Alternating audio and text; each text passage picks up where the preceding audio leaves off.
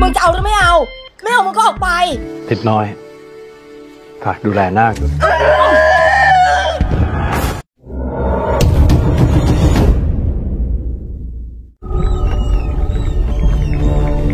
Diawali dari sebuah kampung pedalaman bernama Ratapbon, terlihat seorang pemuda sedang asik menonton hiburan lenong. Dia bernama Pemak, pemuda pengangguran yang selalu jadi beban keluarganya. Tak lama kemudian, muncullah seorang gadis yang punya wajah cantik rupawan.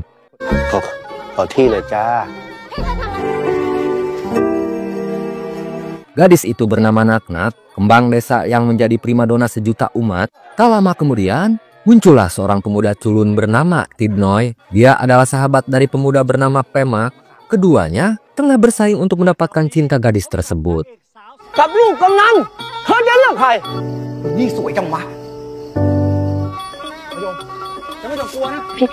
Saat Tidnoy mengajak gadis itu untuk duduk bersamanya, Naknak justru memanggil Pemak untuk duduk di sampingnya. Perlakuan gadis tersebut semakin menegaskan kalau si cantik hanya milik si tampan. Dan tak lama kemudian,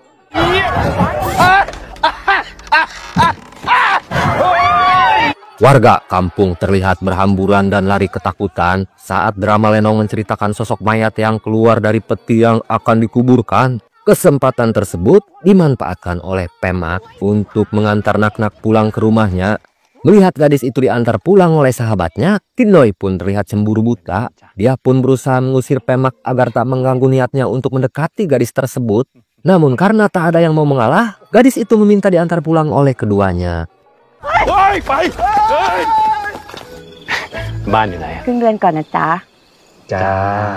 Namun saat gadis itu sudah sampai di rumahnya, wajah Tidnoy terlihat bingung. Dia pun memohon agar Pemak mau mengantarnya pulang. Dan ternyata kedua pemuda tersebut lebih penakut dari gadis yang diantarnya.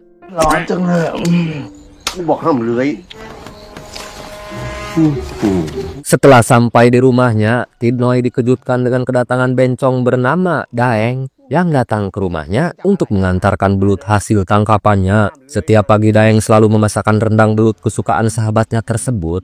Bencong itu hanya berharap suatu hari nanti Tidnoy mau menikahinya. Dan besok paginya, setelah selesai memasakkan rendang belut buat pemuda yang dicintainya, Daeng pun pergi dan hanya meninggalkan secari kertas yang bertuliskan kata-kata puitis dari seorang yang sedang dimabuk cinta. Merasa geli membaca tulisan tersebut, Tidnoy pun merasa jijik untuk memakannya. Dia pun memutuskan untuk memberikan rendang belut itu kepada Naknak, yang dimana rendang belut adalah makanan favorit gadis yang dicintainya.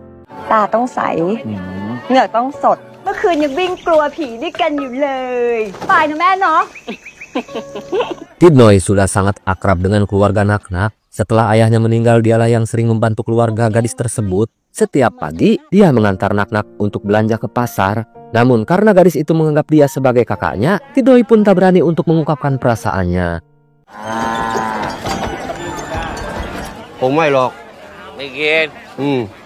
Namun setelah melihat kedekatan Naknak dengan Pemak sahabatnya, Tidnoy pun mulai merasa takut kehilangan gadis yang dicintainya. Hingga akhirnya saat berjalan-jalan di pasar, dia tak sengaja bertemu dengan pedagang yang menjual ramuan pelet buluh perindu.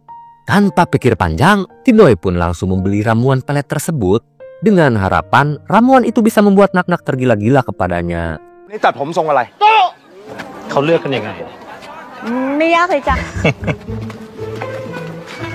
Saat ketiganya selesai selfie bersama, Naknak pun meminta kedua pemuda tersebut untuk menunggunya. Karena sudah kebelet beol, Naknak pun lari ke dalam hutan. Namun setelah beol, gadis itu terlihat kebingungan. Karena tak ada air, gadis itu terpaksa cebok dengan cara meper pakai daun. Dan tiba-tiba dia dikagetkan dengan kemunculan para pemuda yang mau memperkosanya. Dengan sekuat tenaga, Naknak pun berteriak meminta tolong kepada Tidnoy dan Pemak. Setelah kedua pemuda itu datang menolongnya, Pemak pun langsung tersungkur setelah wajahnya terkena bogem mentah. Melihat sahabatnya kalah berkelahi, Tidnoy pun meminta Pemak untuk membawa Naknak pulang duluan. Sementara dia berusaha melawan para berandalan itu sendirian. Namun karena tak bisa berkelahi, Tidnoy pun pulang dengan wajah babak belur.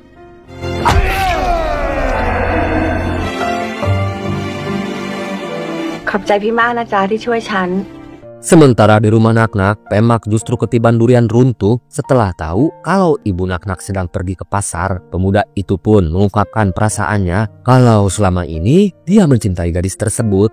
Dan bak gayung bersambut, ternyata gadis itu juga sudah lama menyukai Pemak. Karena sedang dimabuk cinta, kedua sejoli akhirnya berhubungan intim untuk pertama kalinya. Setelah wajahnya babak belur, Tidnoy pun menyusul sahabatnya yang sudah duluan mengantar pulang gadis yang dicintainya. Saat dia sampai, tiba-tiba Naknak datang memeluknya. Sambil menangis, gadis itu mengucapkan rasa terima kasihnya. Namun pelukan tersebut disalahartikan oleh Tidnoy. Dia menganggap kalau Naknak sedang jatuh cinta kepadanya. Dan besok paginya, Tidnoy pun memberanikan diri untuk mendatangi ibunya Naknak. Dengan tubuh gemetar, Tidnoy pun langsung bertanya persyaratan apa saja yang harus dia penuhi jika ingin menikahi putrinya.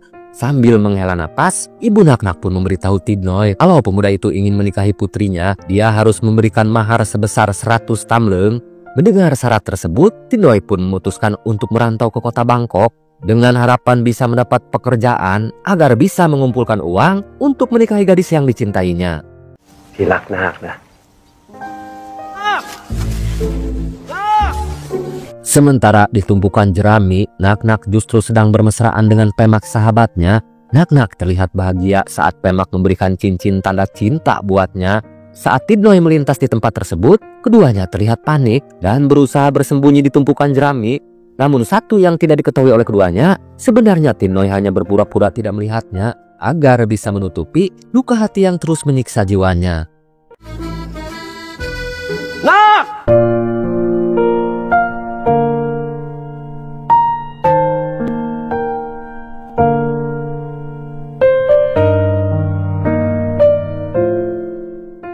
Besok paginya, Tidnoy pun bersiap untuk merantau ke kota besar dengan tujuan untuk mengumpulkan uang buat mahar agar dia bisa menikahi gadis yang dicintainya. Namun sudah 5 jam menunggu, gadis yang dicintainya tak kunjung datang untuk melepas kepergiannya. Sambil menyeka air mata, Tidnoy pun terduduk di perahu dengan tatapan kosong.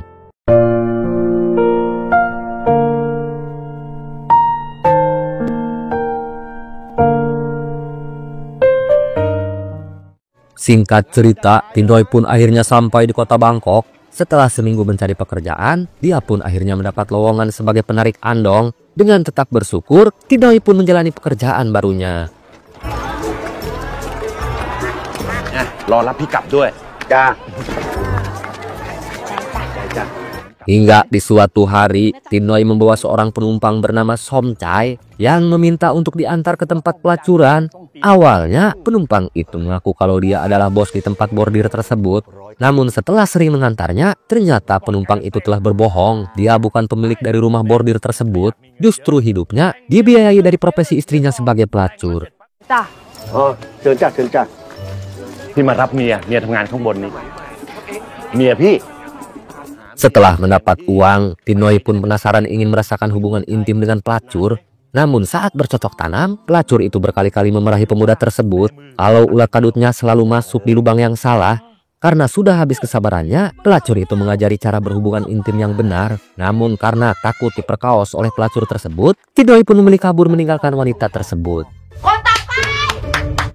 Setelah berhasil mengumpulkan uang 100 tamleng, Tidnoy pun memutuskan untuk pulang ke kampungnya dengan tujuan untuk melamar Naknak, sosok gadis yang selama ini dicintainya. Namun saat sampai di kampungnya, Tidnoy terlihat marah dan langsung membuang semua uang hasil kerja kerasnya. Dia awalnya menyangka kalau Naknak telah menikah dengan laki-laki lain. Namun setelah diberitahu, ternyata ibunya Naknak baru saja meninggal dunia. ข้าสัญญาแม่เองว่า พี่ทิศน้อย ฉันรัก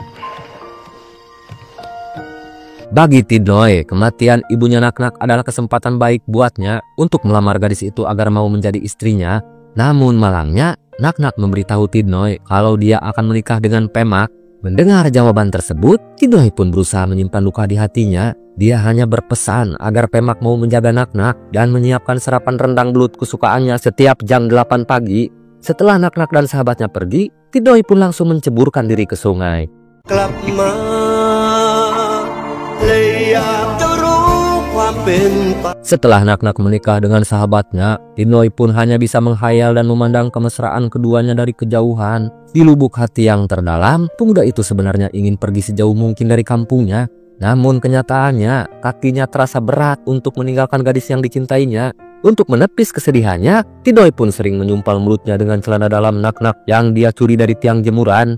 Demi cintanya yang begitu besar, Tinoy pun berjanji akan menjaga Nak-Nak dari kejauhan.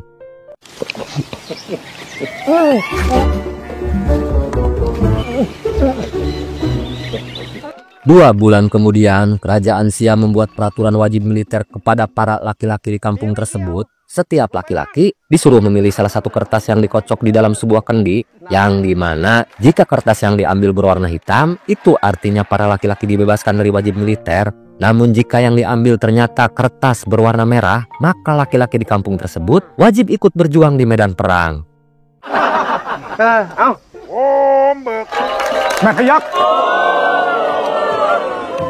Namun sialnya, saat Pemak mendapat bagian untuk mengambil kertas tersebut, yang diambilnya justru kertas berwarna merah. Itu artinya Nak-Nak harus merelakan suaminya ikut terjun ke medan perang.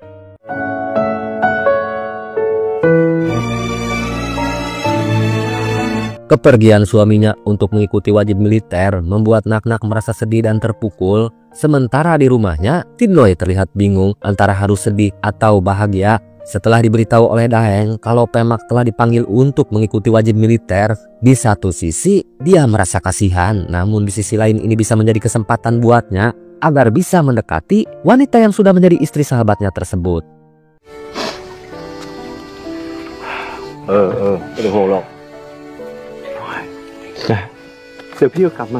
Dan besok harinya, Pemak pun harus berpamitan kepada istrinya. Dia pun menitipkan Nak-Nak kepada Tinoy sahabatnya. Jika dia tewas di medan perang, Pemak hanya berpesan agar Tinoy mau menjaga istri dan calon buah hatinya. Kata-kata Pemak tersebut membuat Tinoy akhirnya tersadar kalau niatnya untuk merebut Nak-Nak akan menyakiti hati sahabatnya. Sejak saat itu, dia pun berjanji untuk menjaga Nak-Nak demi sahabatnya tersebut.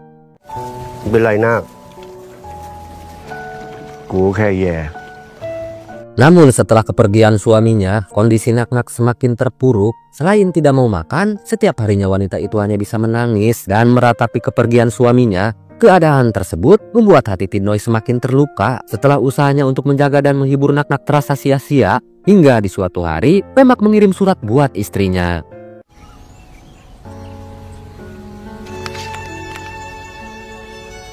Awalnya Tinoy berharap surat dari suaminya itu bisa membuat Nak-Nak kembali tersenyum bahagia. Namun sayangnya, isi surat itu menjadi pesan terakhir dari suaminya yang memberitahu kalau dia sedang terjebak di garis depan pertempuran. Kabar mengejutkan tersebut langsung membuat Nak-Nak terkulai pingsan.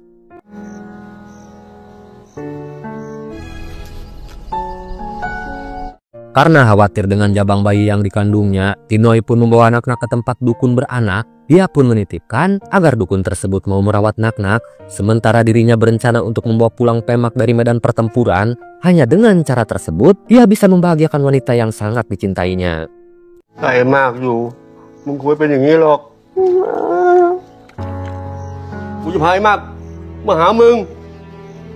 Meskipun harus menembus rimba belantara dan berjalan kaki beratus-ratus mil jauhnya, itu tak menghalangi tekad Tinoy untuk membawa pulang Pemak agar bisa pulang ke rumah istrinya. Meskipun keputusannya akan menghilangkan kesempatannya untuk mendapatkan wanita yang dicintainya, namun baginya kebahagiaan Nak-Nak di atas segalanya.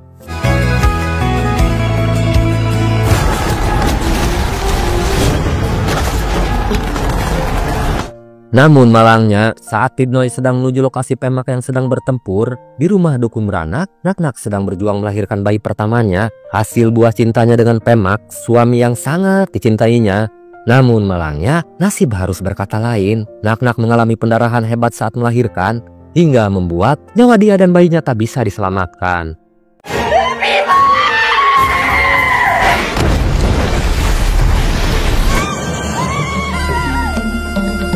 Sementara di tempat lain, Tinoy pun akhirnya sampai di medan pertempuran. Namun sialnya, saat Pemak mencoba memanggilnya, satu peluru musuh berhasil menembus perutnya. Melihat sahabatnya jatuh tersungkur, Tinoy pun berusaha untuk menyelamatkannya. Meskipun desingan peluru bisa saja merenggut nyawanya, namun dengan tekadnya, Tinoy pun berhasil menyelamatkan sahabatnya. หน่อยกลับไปดูแลนาให้ฉันนะฉันจะตายไหมมึงตายไม่ได้ Sementara di kampung Ratapon, suasana duka mengiringi pemakaman Naknak yang meninggal bersama bayinya saat melahirkan. Kematiannya membawa suasana mencekam di desa tersebut karena jenazah Naknak diiringi oleh suara-suara aneh dari dalam hutan. Karena tak sempat bertemu dengan suaminya, roh Naknak pun menjadi hantu gentayangan. ไม่เกิน2 เดือนนี้นะ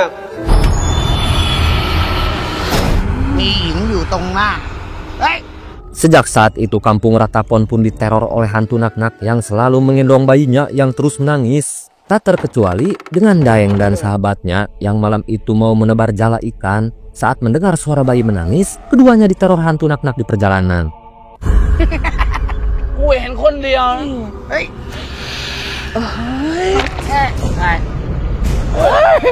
Setelah 15 hari menempuh perjalanan, Tindoi dan Pemak pun akhirnya sampai di kampung halamannya. Pada saat itu, keduanya tak pernah tahu kalau Naknak telah meninggal saat melahirkan. Dan lebih seramnya, kedatangan keduanya disambut hangat oleh Naknak yang tak berhenti menangis dan memeluk tubuh suaminya. Sementara di perahunya, Tindoi hanya bisa terpaku sambil meneteskan air mata.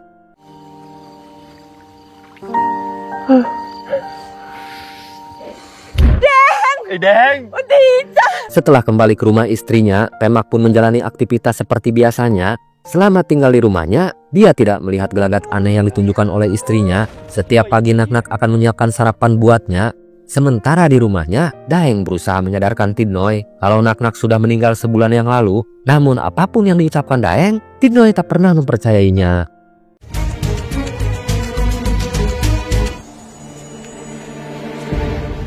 Setelah dikaruniai anak, kebahagiaan Pemak dan istrinya semakin sempurna. Setiap hari, Pemak dan Tindoi selalu bergantian untuk mengasuh bayinya.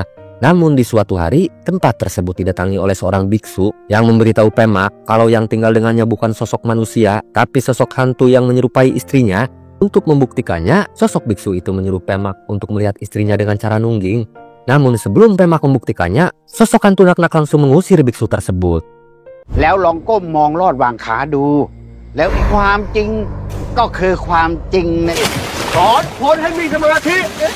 Hingga di suatu malam, saat Pemak dan Tindoi sedang memperbaiki anak tangga di rumahnya, dia masih penasaran dengan omongan biksu yang menyuruhnya untuk menungging agar bisa membuktikan kalau istrinya adalah sosok hantu. Dan kebetulannya, saat Naknak sedang memasak di dapur, tiba-tiba ulekan yang dia pegang jatuh ke kolong rumah. Kesempatan tersebut dimanfaatkan oleh Pemak untuk melihat ke arah suara benda yang jatuh dengan cara menungging. Dan saat dia melihatnya,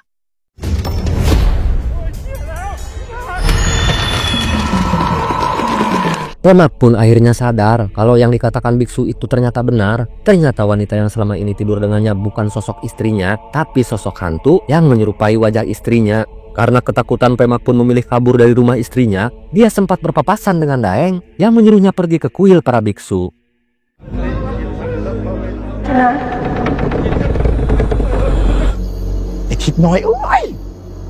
Sementara di rumah Naknak, Tindoi masih belum sadar kalau wanita yang dicintainya adalah sosok hantu. Tak lama kemudian, rumah Naknak didatangi oleh warga yang berniat mengusir hantu Naknak dengan cara membakar rumahnya agar kehidupan mereka tidak diteror terus oleh hantu tersebut. Namun dengan kekuatannya, hantu Naknak berhasil mengusir para warga dari rumahnya. Sementara di belakangnya, Tindoi yang berusaha membelanya justru diusir oleh hantu tersebut. Meskipun berat untuk meninggalkannya, Tindoi terpaksa pergi dengan perasaan hancur dan terluka. ว่าเขาบ้าเถอะ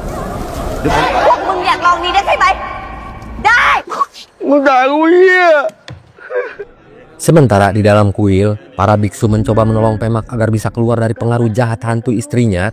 Namun saat hantu Naknak memanggilnya, Pemak akhirnya sadar kalau hantu istrinya hanya ingin hidup bahagia bersamanya.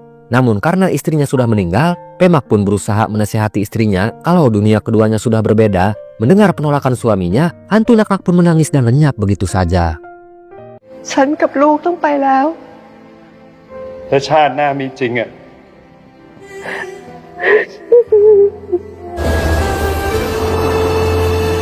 Setelah berhasil menyempurnakan kematian istrinya, Pemak pun memutuskan untuk menjadi seorang biksu karena baginya sosok istrinya adalah cinta terakhirnya.